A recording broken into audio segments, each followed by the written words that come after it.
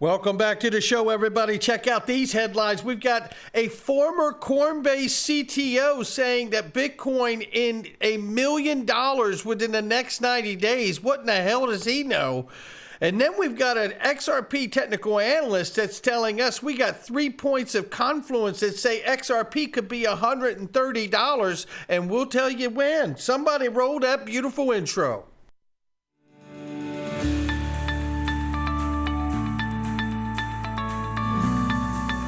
Digital Perspectives with Brad Kimes. Come on in.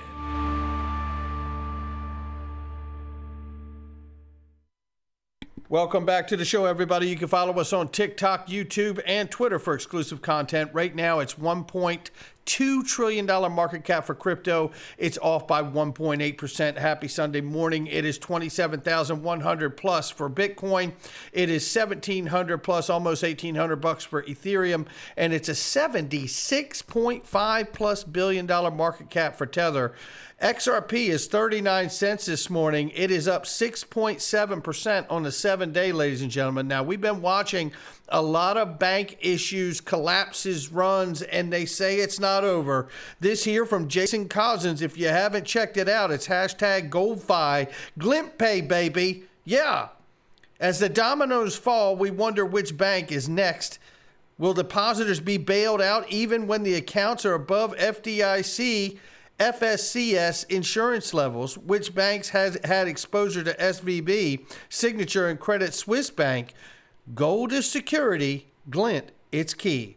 You can check out the link underneath my video. I know a lot of people are doing so, and I absolutely love it myself. John Deaton adds to the conversation here. The original post from Unusual Whales says, mid-sized banks are reportedly requesting the FDIC to insure all deposits for 2 years. That's how scared they are about what's going on. John Deaton says, I bet 200 to 300 banks will go under if there isn't some FDIC guarantee, and this crisis has nothing to do with crypto. I think that's exactly right on all accounts. There is trouble coming, ladies and gentlemen. It is clear to know. And Brian Brooks is going to tell us exactly what's going on here. And it is a coordinated effort to crush crypto. Listen. I think it's pretty clear there has been a decision across the bank regulatory agencies in this administration that crypto is inherently risky and needs to be extricated from the banking system. The way the bank regulators work is that they are highly coordinated. I mean, when I was running the OCC, I had a weekly call with the FDIC chairman and with the vice chairman of the Fed for bank supervision. We talked every week for an hour and talked about what our priorities were for the coming week, how we could support each other, how our actions would affect the system. So these things are not accidents at all. I'm highly confident of that. I think it's pretty clear. I think it's pretty clear, too. John Deaton says this is why we must fight regulators in court. Brian Brooks was the comptroller of the currency. He oversaw banks. He authorized banks to custody digital assets. Today, the government seizes banks if they service crypto companies until Congress acts. We fight in court. That's exactly right. This here from the former Coinbase CTO wagers $2 million on Bitcoin surge to $1 million in 90 days amid banking worries. And there's not much else to read here other than that's exactly what he believes, is that the banking concerns and the runs and collapses that are taking place could absolutely send Bitcoin parabolic. I don't know if this gentleman's right, but I tell you, what in the world does he know that is still coming in the next 90 days that the rest of us don't? Ripple executive says XRP ruling will have little impact on global business operations. Remember, Brad Garlinghouse said we're operating as if we've already lost a lawsuit. Remember that? Yeah, exactly. And this right here says Brooks Entwistle, Ripple Managing Director of Asia Pacific Center, North Africa, stated on an identical convention that the way forward in crypto business within the U.S. itself might be influenced drastically by the ruling within the SEC versus Ripple. But, you know, they are really, really growing like crazy. And to be truthful, too, I think it's 70 plus job positions that are open right now at Ripple. But yet, take a look at this. Now, can anyone spot the irony? I know I can. Shout out to I Must Be New, LOL here for this one. 186 banks found to have similar risk as Silicon Valley Bank. Well, first of all, that tells you how big this problem is. And look who just happens to be advertising on top of that post. Right there. Ripple, baby. You know, we cannot rule out the idea and understanding that something could happen in a black swan event. It is clear to me that the banking crisis is certainly just getting started and is not over by a long shot. Now, Cowboy Crypto asked GPT here, and listen to this. It's certainly possible that Ripple XRP could be leveraged in a national financial emergency to provide liquidity to failing banking system. The use of blockchain technology and digital currencies has already been explored in various countries as a potential solution for managing financial crisis, and Ripple's focus on cross-border payments and improving payment processing times could make it a valuable partner in such a situation. You know, when I read that, and of course, we don't know if ChatGPT is correct or not, right? Obviously, it's a speculative thought exercise, but the reality is it's what it's designed to do. I mean, the reason David Schwartz said we focused on payments first, I mean, whether it's a bank, whether it's a mortgage, it doesn't matter what you're buying, right? You focus on solving the payments issue first, and that's what they've done. And I think we're going to see a constant expansion as we do. You will see here in just a second when we say when work at XRP Ledger Labs with the wallet. Just one moment here. Meanwhile, Russian lawmakers approved the first reading of draft laws establishing CBDC regulation and issuance, ladies and gentlemen. And here is a more macro look at the central bank digital currency world. CBDC transactions to surpass $210 billion in less than a decade, says a study. Now, you have to wonder if that number could go up considerably based on some kind of massive event happening in the banking world. Now, listen, this is a powerful clip here I want to show you from Jeremy Allaire here on, I think, is it Bankless? Yeah, a show called Bankless here. And this is from Chris Bleck. And shout out to Chris Black for sharing this.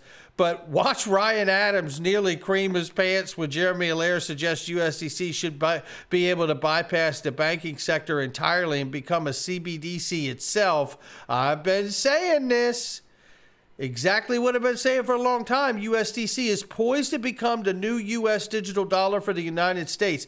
And if it is true, the U.S. isn't behind, they're light years ahead, right in front of our eyes. Shout out to these gentlemen for a great conversation. Listen to this. Now I'm seeing sort of the end state vision. And I'm almost wondering if that end state vision for Circle and USDC is something like a proxy central bank digital currency.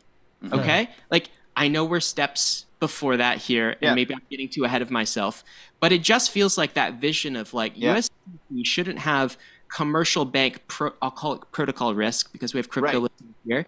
It should just be one-to-one with the T-bill. It shouldn't take any risk of the banking sector. Or literally the central bank liability itself, right? Well, my question is, so I see that, you see that, a lot of people in crypto see that. We also see a complete absence of a U.S. central bank digital currency strategy, even though they're writing white papers on it all the time. China's like miles ahead of the U.S. They need a strategy. They may not know it yet. Will these events precipitate that conversation? Could it actually move forward in that direction and actually be a kind of a growth catalyst to get us there faster? Listen, spot on right here. Shout out to Ryan Adams there, because I know I've been down on this road. You guys know I've been pounding this for a long time. I think this is exactly where we're going. And if that is where we're going, Microsoft Edge might be aware of it too, because they're developing a crypto wallet. It's not going away. It's just going to get highly regulated. And a lot of it's going to get regulated in a way that makes a lot of people very upset about how that happens. Stably right here, discover how easy it is to buy XRP Ledger Stably USD on the Zum wallet, the #1 self-custody wallet for the XRP Ledger. come on in. You know, things are happening much faster than a lot of people really realize. It really is true. And this is what I want to get to here next, because I don't want to run out of time, is I want to talk about this technical analyst that breaks down how they believe that XRP is showing 3 different confluence points with charts and tools about how it could reach $130 by September of this year. Pretty remarkable. Let's take a look at that very quickly right now. Shout out to Baba Ganoush for sharing this. I want you to listen to what he says here. And again, it's obviously he's speculating, looking at the charts, trying to read the tea leaves, look at the charting tools, find these different areas of confluence. I find these 2 videos to be pretty remarkable the way he breaks them down. And again, it doesn't mean that that's going to happen, but the charting tools are aligning to suggest that there's leading indicators. So it is something to pay attention to at the very least, right? So let's enjoy this. Check it out.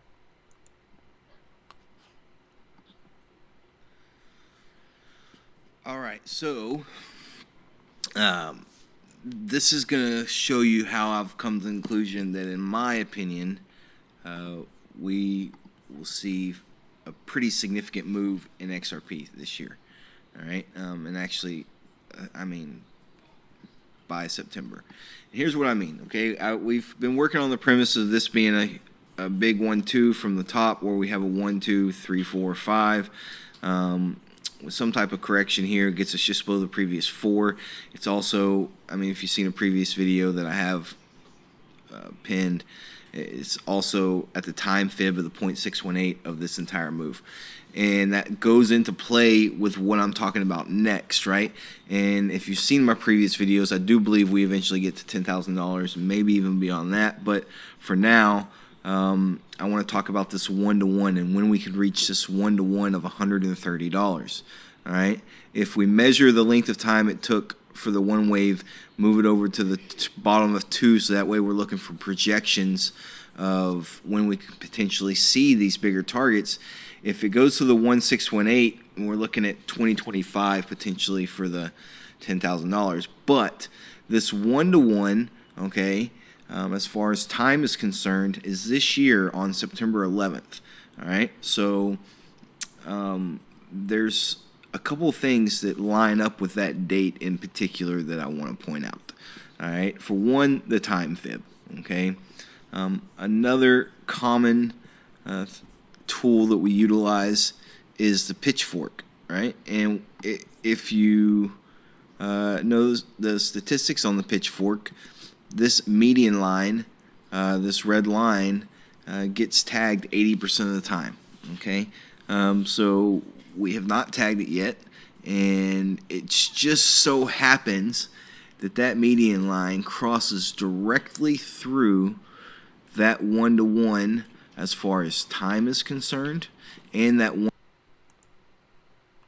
1-to-1 as far as price is concerned, right on that date of September 1st, or September 11th, excuse me. Now, another tool the Ellioticians use is to draw a channel, and what this is to try to project and determine if the third move that we're in up, is that a C wave or is that a 3 wave? And how we determine that is you go to the 0 wave, so the beginning of the move, right? So in this case, that's here. And you draw your channel to the bottom of your 2 wave, and then drag that channel up to the top of the 1 wave, right? So now we have this nice big channel. At the top of this channel is where you would normally get resistance on a C wave on a 1-to-1. So if you had a move here, an A, B, and then a C wave up here to the 1-to-1, then you would usually hit that 1-to-1 near or at the top of that channel. Well, look where that channel happens to go through, the same exact time frame of September 11th. So could something happen potentially that gives us a big spike and we have an absolute magnet? Let's see, isn't that what you're supposed to do? You're supposed to put a magnet on the screen? Well, I have to tell you, that is quite compelling, seeing all those 3 different, and let me just back up here a little bit for clean that picture up. to see the different time ratios right here where you get the 1, right? And then you have the 1-to-1 here, right? And then the red line that he talked about moving through here, and then the channel line that's created here. All those things lining up right there. Again, projections, indicators, they're not absolutes. It's something to pay attention to. For me, I look at it as like, wow, that's going to be fun to watch, you know? And do we get there? And if we don't, do we get halfway there? Do we get no way there, right? It's going to be fun to watch. But I tell you, he does go on in the end of this video to suggest that, you know, the way I've talked about too, there may need to be some real fundamental news, like a positive ruling in the SEC versus Ripple case. Either way, I'll be watching this all along the way up until September. And more importantly, I'm going to be watching very closely the SEC versus Ripple case. And if that judge gives a ruling, possibly within days by the end of this month, if James Filan's got his prediction right. Not financial advice from me or anyone else. It's just my digital perspectives. I'll catch all of you on the next one.